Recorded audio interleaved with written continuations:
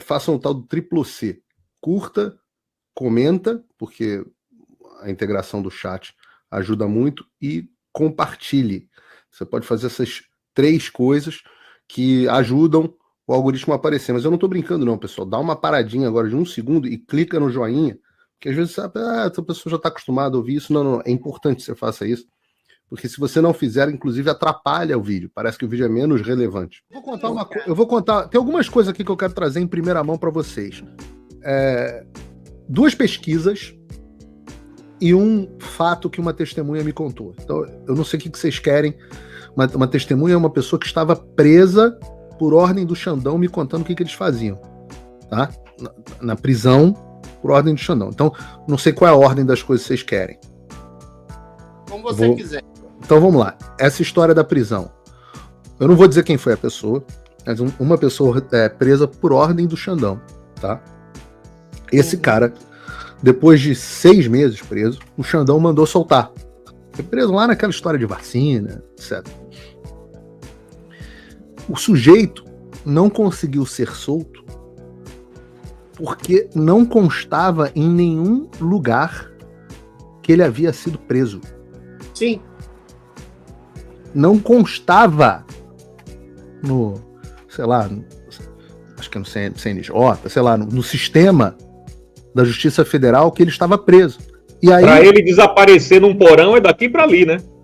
Mas é alguma gulag, cara. O cara não foi preso pelo Estado brasileiro. Cara, jogaram ele na cadeia por causa de um papel que o Xandão assinou. Cara, meu irmão, isso, o Stalin tá olhando e falando assim, porra, irmão, maluco é brabo. Vacilei. Paulo, mas isso não é exceção, cara. Eu converso não. O meu processo, por exemplo, quando eu fui, tiraram minhas redes sociais, fiquei 3 meses, depois voltou, também não sei por que voltou.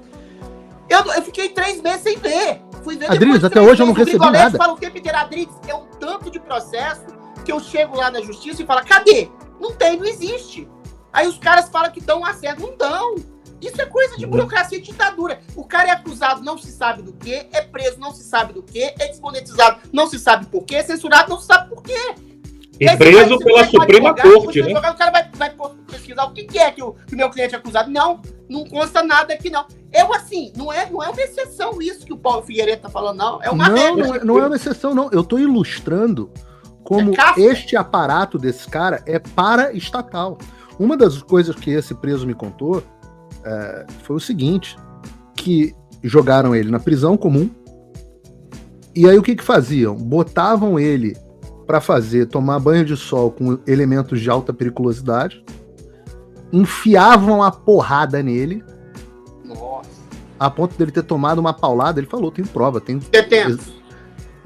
Tomou uma paulada na boca, e esse cara é um tiozão. Mas mas dos detentos? Dos detentos. Arrebentaram a boca dele, perdeu 3 dentes. E aí, no mesmo dia, a Polícia Federal chamava ele para depor e falava assim, chato que você tá passando, hein? Isso aí, é muito triste que você tá passando. Mas, se você entregar alguma coisa do Bolsonaro, você sai hoje mesmo. Assim. E eu já te falei, Adriles, que eu tomei o mesmo achaque, por isso que eu faço os paralelos com o Lava Jato, eu tomei exatamente o mesmo achaque em relação ao Trump. Não foi da Lava Jato, no meu caso não foi Lava Jato, mas foi de procurador, mesma coisa. Tomei o mesmo achaque em relação ao Trump. Entrega o Trump que tudo isso some, desaparece. Isso é tática de mafioso, de bandido. E aí o cara falava, e você vê, essa era a PF do Xandão. Essa era a PF do Xandão. Não é? E aí a PF do Rio de Janeiro era legal com ele, etc. Não sei se do Rio de Janeiro, onde quer que ele estivesse. Era legal com ele. Mas a do Xandão era... Então, meu amigo, esse é o estado das coisas no Brasil. Eu recebi... Conversei com essa pessoa no final de semana e fiquei assim, ele falou, tem um monte de coisa que eu não posso te falar. Eu fiquei absolutamente perplexo. Fiquei absoluto. Paulo, é uma campainha que a camareira deve ser. Ô Paulo, daqui a pouco eu passo por Didi. Isso que você tá falando parece uma coisa também recôndita e escondida Não é, porque a gente viu agora, por exemplo, uma fala abjeta, eu acho que satânica, tá? É a coisa mais perversa que eu vi, da Rosa Weber dizendo que as detentas, aliás, da colmeia, aplaudiram de pé o Alexandre de Moraes, que se comoviam com a presença dele. Eu falei, gente, isso é um absurdo. Aí foi lá, a Cristina Grêmio fez uma matéria lá, colheu depoimentos dessas detentas e falaram, gente, o Alexandre de Moraes apareceu realmente aqui com a Rosa Weber, com pessoas da polícia, com metralhadoras apontadas para nós. Teve gente que urinava na calça, teve gente que se prostrou de joelhos, teve uma mulher que falou, em nome de Deus, eu até rezo pelo senhor, que eu rezo pelos meus algozes. Ou seja, agora você, por ignorância, ou por cálculo, ou por má fé, estabelecer que o seu carrasco está sendo aplaudido por você, que você aplaude o seu carrasco, que você puxa o saco do seu carrasco, que você se coloca à mercê do seu carrasco, é de uma crueldade. Isso eu acho que nem ditador faz um negócio desse. Quer dizer, faz, né? É o comunista que obriga o cara a obedecê-lo e a dizer o mantra da mentira que aquele comunista quer que você diga. O Theodor Dadenpol falava isso, né? Quando você tem uma ditadura, o pior elemento de uma ditadura é quando você obriga as pessoas a mentirem, a se castrarem, a castrarem a própria liberdade, a serem torturados e coadunarem com a tortura e coadunarem com a imposição tirânica da tortura que se coloca em cima deles. Então, isso é um princípio satânico. Ver a Rosa Weber dizendo aquilo aos risos, a doçura, eu achava que era ignorância. Ou é ignorância, e aquilo que o Santo Agostinho fala, se não me engano é o Santo Agostinho, que para você exercer o bem, você tem que perceber a realidade, senão você acaba exercendo o mal numa realidade que você deturpa enquanto juiz, aí é o mal absoluto. Ou então o sadismo.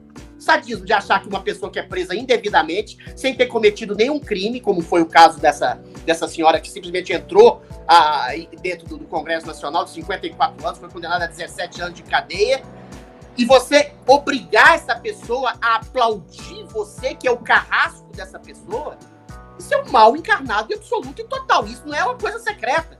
Foi colocada para todo mundo ver. Agora, a reportagem da Cristina Grêmio só corre a boca miúda na internet, né? Na UF, na Gazeta, no Fio Diário. E aqui, eu vou até mandar vou até mandar uma mensagem aqui pra Cris pedindo a ela essa reportagem que eu quero republicar no meu Locals. Sim.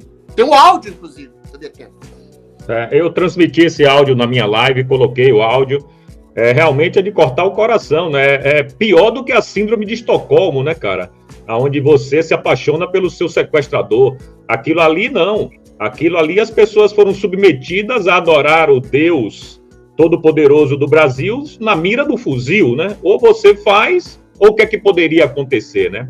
Eu quero só dizer também que meu caso está igualzinho de vocês dois. Meus advogados não têm acesso ao processo, não sei o que de fato eu sou acusado. Eles já tentaram mexer os pauzinhos dele, mas ninguém sabe do que é acusado. E basta lembrar também o caso do Alan Frutuoso, né? Que foi sair do Brasil, foi para a Argentina com os filhos, quando chegou no aeroporto, tinha um mandado de prisão para ele. Então dizem que existe a blacklist, né? A lista negra, que muito provavelmente muitas pessoas que não têm a menor noção de que isso esteja acontecendo poderão passar pelo mesmo que passou o Alan, né? Ser preso de surpresa assim, de supetão. Inclusive, no caso dele, parece que o mandato já tinha sido expedido meses antes. E eu já ouvi as duas histórias, hein? Eu já ouvi que o mandado de prisão tinha sido emitido meses antes, e a história que eu ouvi, que me pareceu mais fidedigna, é que foi emitido um mandado retroativo com data de meses antes. Porque olha que interessante a história. Tá? Olha que interessante a história. Ele chegou no aeroporto, foi detido pela Polícia Federal. Esses são fatos, né? Ele chegou, foi detido pela Polícia Federal, e a Polícia Federal não disse a razão pelo qual ele estava sendo detido. Tô falando do Alan Frutuoso. Não disse a razão. Aí ele fez live, etc., porque ele não estava preso, né? E eu acho engraçado que, se vocês acompanharem o que se chama aqui de Miranda Rights nos Estados Unidos, tem esse nome, que é aquilo que o policial fala no filme para as pessoas, né? Adrilho Jorge, você está preso pela morte do Odete Reutemann. Você tem o direito a ficar calado, tudo que você disser será usado contra você no tribunal, etc. Um pilar dessas chamadas Lei Miranda, dos direitos Miranda, é que você tenha a possibilidade de saber pelo que você está sendo preso. Você está sendo preso por alguma coisa, não é pela vontade do Xandão. No caso do Alan Frutuoso, o cara, assim consta a história, é detido, levado pela Polícia Federal para uma salinha sem saber por quê. Aí ele faz live, porra, eu não sei o que eu tô fazendo aqui, ninguém me diz. Os caras estão esperando o STF abrir. Aí o Xandão acordou, porra, deu aquela boa cagada matinal, porra, comeu o café da manhã dele, tomou o banho, bateu uma, porra, jogou tênis, foi na academia, aí chegou no STF às 2h. Aí quando chegou no STF às 2h, tinha um cara da Polícia Federal ligando pra ele, falando assim, ó, eu tô aqui com um cara que você mandou segurar, o Alan Frutuoso. Aí, pois não, tá aqui o mandado de prisão pra ele com data retroativa. E por que faz sentido essa história? Porque se, como me diz essa fonte, o mandado de prisão não entra em sistema algum, basta um papel de pão escrito eu, Xandão, mando prender com a data que ele tiver colocado ali no dia e pronto, tá acabado. E não é possível, não importa se você é de esquerda, direita, se você gosta do Alan Frutuoso, eu nunca nem tinha ouvido falar desse cara. Se você gosta do Alan Frutuoso, se você não gosta, se você é de Marte, de Vênus, republicano, democrata, não interessa. Você não pode querer viver num mundo, num país onde isso seja possível. Não pode querer um troço desse. Não importa se você é o Marcelo Godoy Putinha do PT, repórter especial do Estadão. Você não pode achar isso normal. Você não pode achar isso ok que aconteça com alguém. Eu não queria que isso acontecesse com alguém do PT. Como me coloquei contra. Sabe o que eu fico mais puto nessa história, cara? Eu fico muito puto. Me desculpa.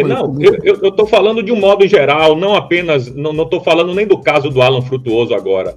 Eu vou me referir ao caso de todos os patriotas que foram presos e, no meu caso, fui obrigado a me exilar. O que eu fico puto nessa história é que a gente está sendo julgado pela mais alta instância do Brasil.